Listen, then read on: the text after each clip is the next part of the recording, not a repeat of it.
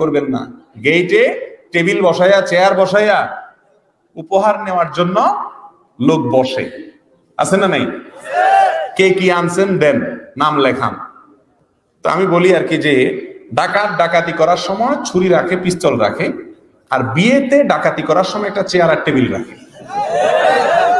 ওইটাও ডাকাতি, এটাও ডাকাতি। এটা হলো ভদ্রবেশে ডাকাতি। এটাকে আমি হোটেল বলতে রাজি না।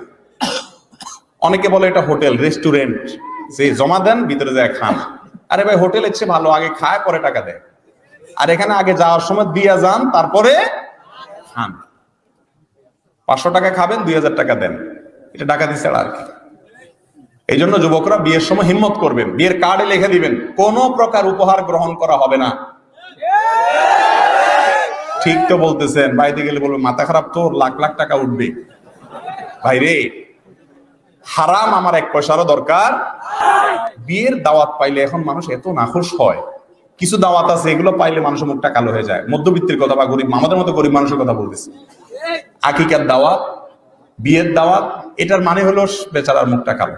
মরা দাওয়াতে আবার খুশি হয়, কারণ সেখানে কিছু দেওয়া লাগে না। কিন্তু বিয়ার আকিকা মানে হলো এখানে দণ্ডি, জরিমানা।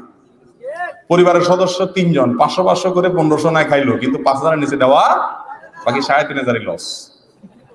তো এইভাবে ওই বেচারা বাধ্য হয়ে আনে। কারণ যেভাবে গেটে আপনি খাতা কলম নিয়ে বসছেন, খালি হাতে গেলে চোখ গোড়ায় গোড়ায় তাকাবে, এটা কি দাওয়াতে আসছে না বিনা দাওয়াতে আসছে?